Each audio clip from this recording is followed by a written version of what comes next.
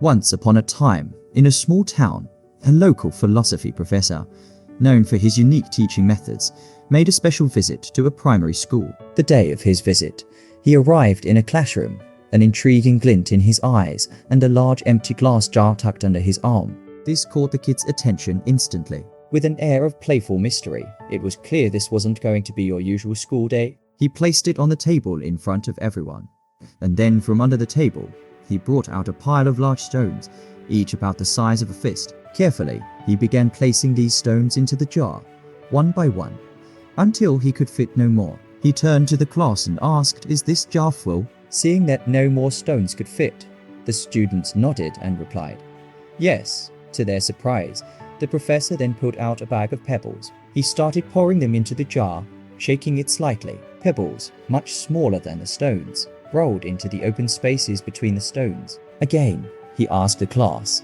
"Is this jar full now?" Some of the students started to understand his point and hesitated, but many agreed again. "Yes, now it's full." The professor then produced a bag of sand and started pouring it into the jar. The tiny grains filled all the remaining interstitial spaces between the stones and pebbles. For the third time, he asked, "Is the jar full now?" The students, catching on, responded, "Probably not." Lastly, the professor pulled out a jug of water and poured it into the jar, saturating the sand. Only then did he agree that the jar was indeed full. He looked at his students and explained, "I want you to realize that this jar signifies your life. The stones are the important things: your family, health, and friends, things that if everything else was lost and only they remained, your life would still be full. The pebbles are the other things that matter: your job, your house, your car. The sand represents the small stuff, the trivial things." He continued, "If you put the sand or the pebbles into the jar first, there's no room for the stones. The same goes for life. If you spend all your time and energy on the small stuff, the daily to-dos and the mundane tasks, you'll never have room for the things that truly matter most.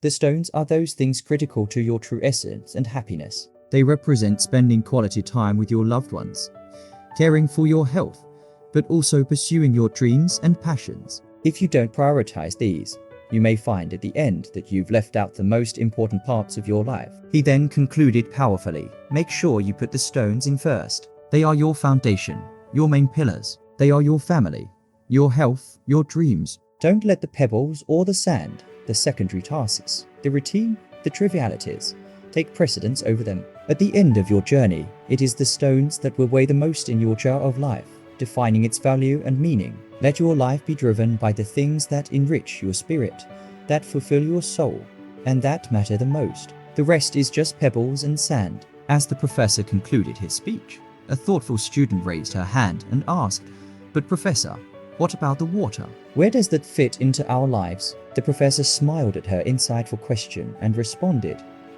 The water. The water signifies that no matter how full your life may seem, there's always room for a cup of coffee or tea with a friend. No matter how busy you are, there's always space for small moments of joy, relaxation, and connection with others. In our lives, we often find ourselves juggling between priorities, trying to fit everything into the limited hours of the day.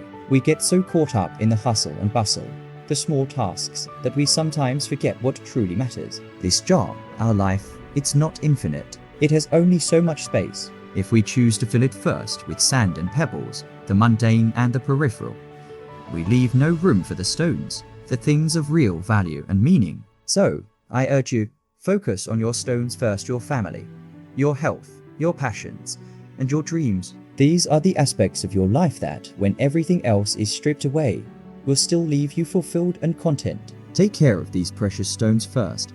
Make time for those you love and care for. Nurture your physical and mental well-being.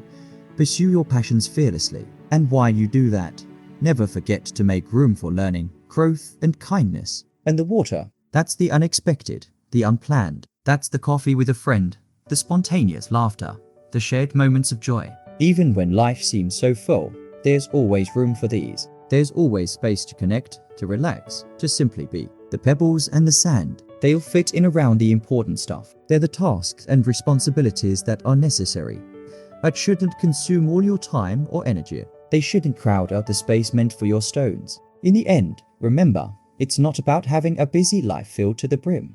but about leading a fulfilling life, rich with experiences that truly matter to you. It's about not just counting the days, but making the days count. It's about balancing the stones, the pebbles, the sand, and the water in a way that enriches your life and brings you true joy. This is Take the Leap Motivation. Thank you for watching. Until next time, remember, prioritize your stones and make every moment count. Thanks for joining our adventure today. If you loved the magic, give us a thumbs up, share the excitement, and hit subscribe for more thrilling videos. Your support means everything.